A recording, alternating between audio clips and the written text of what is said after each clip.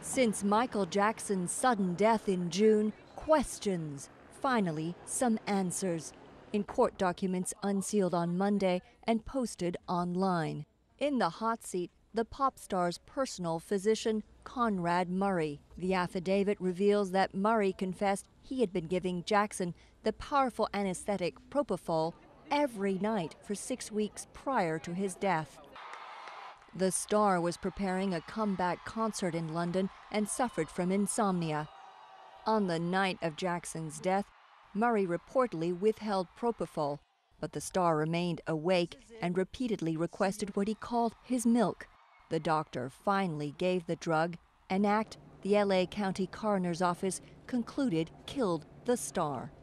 These latest revelations raise the possibility that the death could be ruled a homicide and that criminal charges could be brought against Murray.